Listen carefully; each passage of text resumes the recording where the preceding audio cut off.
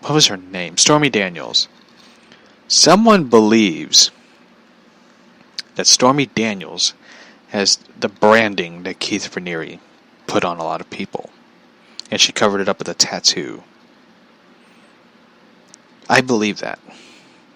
Why I believe that is because if he could get any actress to join his cult, get the branding, what would stop him from getting her to join?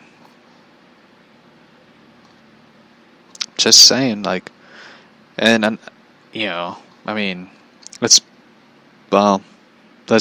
say the elephant in the room. She's a porn actress, and porn actors and actresses are like the bottom of the totem pole, like underneath the dirt. Just saying. I know a lot of people are going to get offended by that, but it's the truth. It's the honest truth. Anyway, let's get to the Dalai. Dalai Lama. Eager to distance themselves as a cult allegations in the press, NXIVM members sought the endorsement of the Dalai Lama by spending $2 million on the project. Anyway, I gotta take a commercial break real quick. I hear my cat meowing. I wonder what she's meowing at, so I will...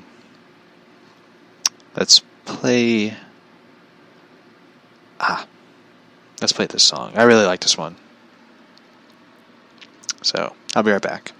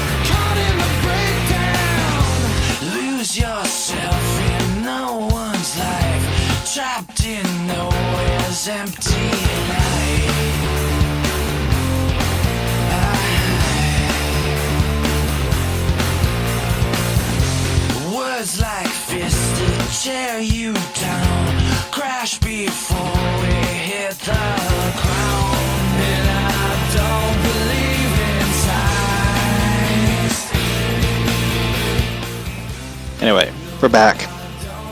By the way, the song is Lazy Eye by the Goo Goo Dolls. It was actually on the soundtrack of Batman and Robin. I know, because I have the CD. I really like this album, the Batman and Robin album. I know this is going to sound crazy and people are going to be like, what? I really like that. I'll be honest with you. We'll take a break from Keith Raniere and NXIVM. I really like Batman and Robin film. As weird as that sounds, it feels good to say that, but I really like the film because, well, it was one of the live-action Batman films. You know, I really can't hate all of them because each film has its own thing to it, so... And I really like the soundtrack because... Let's go over the soundtrack real quick. I want to take a break from NXIVM. Shit, so... Because... there's been a lot of crazy stuff, so.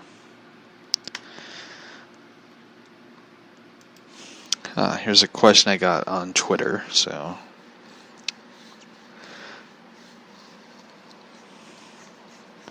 Dalai Lama's old and outdated. It is kind of true. Yeah, it's definitely true.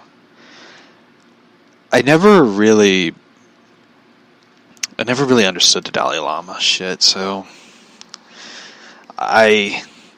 for anyone who, well, likes the Dalai Lama, alright. It's kind of like the Pope. I hate the Pope. I'm sorry. The Pope, the idea of the Pope, and the Pope is kind of like on the same level as televangelists. TV televangelists. They're full of shit. And I know somebody's going to be like, that's blasphemy. How dare you say that? It's the truth.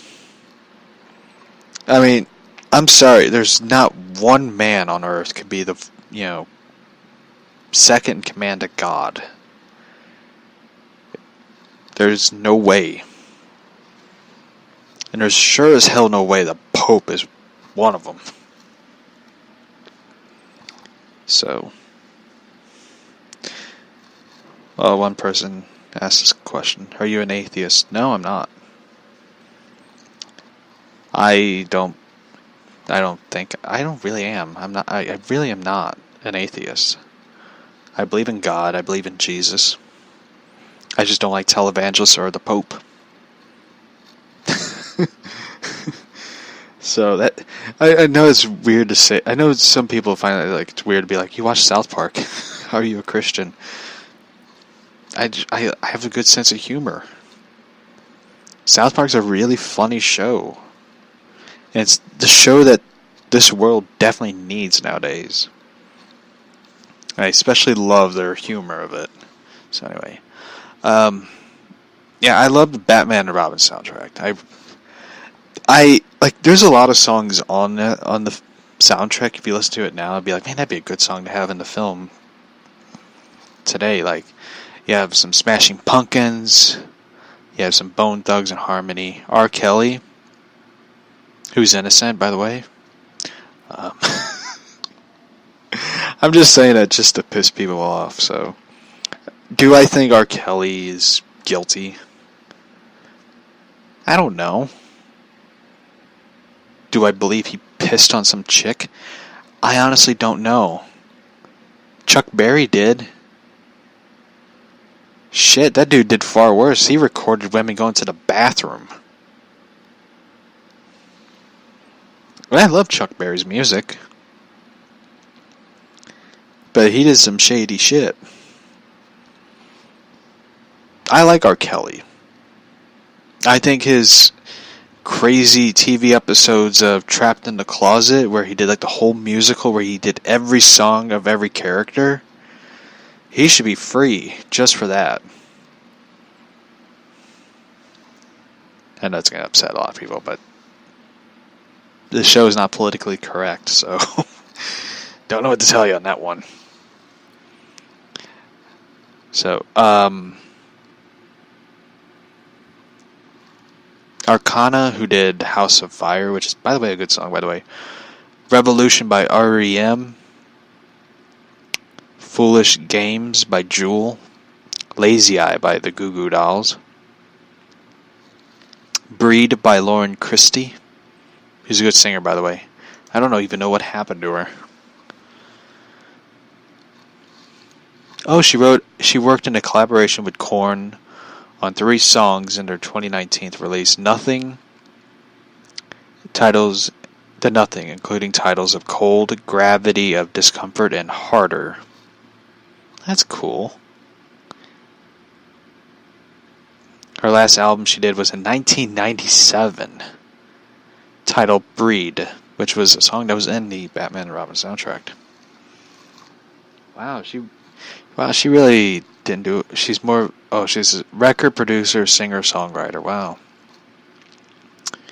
She found success with writing parts for successful as part of writing production into the trio of The Matrix. Huh. Let's see. The Bug by Soul Coughing. Fun for Me by Monoko. Poison Ivy by Marshall. Don't even know the rest of your name, dude. Poison Ivy song's kind of lame, by the way. I know there's going to be a lot of people going to be upset by it, but that song is not really that good. It's kind of one of those songs you skip. True to Myself. Good song, by the way. The Batman Overturn by Elliot Goldsmith. Here's one thing that a lot of people don't acknowledge. Like, I know there's a lot of people who love the Danny Elfman, the Shirley Walker, legendary. Shit, I forgot the dude who did the Batman Begins soundtrack. The music for it. Hans Zimmer. Sorry. People who love Hans Zimmer. But Elliot Goldsmith really did a good job with the music for Batman. Even though, Batman Forever, he did a really good job with the soundtrack. They used some of the same songs from Batman Forever and Batman Robin. But the one thing that really kind of annoyed me was the cheesy saxophone music when they bring in Poison Ivy, which I was just like, this is stupid. This is just dumb, stupid, idiotic. But it's cheesy, so it's stupid. Moaner by the Underworld. And The Beginning is the End is the beginning for the Smashing Pumpkins. I really love the Smashing Pumpkins music. I am a huge fucking fan of Smashing Pumpkins. And for those who ask, I did watch the NWA Power, which Billy Corgan owns, the National Wrestling Alliance, the NWA. I did watch it. It was a really good show, by the way. So it's free on YouTube, so you can watch it on there. But I really love the soundtrack of Batman and Robin, and for those who really like it, I highly recommend it. It's a good soundtrack. It's very 90s, so it's very 90s, which, yeah, it's a great time to ever listen to that music. It's one of my favorites, so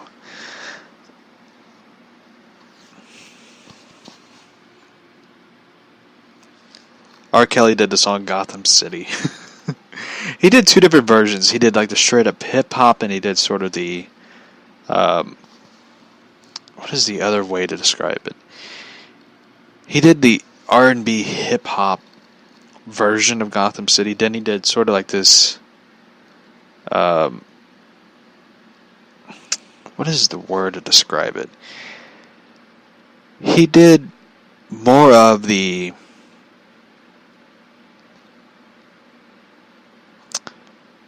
sort of more of the Christian type theme songs to Christian type music to it. But there was like two different versions. Like he did a remix version of it where in the video it's described as R. Kelly is seen driving on a motorcycle around New York City in the video. He also passes Times Square. Kelly also drives the Batmobile. Singer Sparky is also featured in the video as a dancer. There's two different versions of it. Both versions were directed by Hype Williams, where he directed the remix version and he directed the version that you can hear on the soundtrack. So, yeah, I Love You More. I don't know what to think of it. So, yeah, gospel type, which it did, you know. Anyway, let's get back to Raniere and the Dalai Lama. 8 years later, it was revealed that Sarah Bronford had a sexual relationship with Lama. Oh, shit. The Dalai Lama's gatekeeper. Oh, she also had a relationship.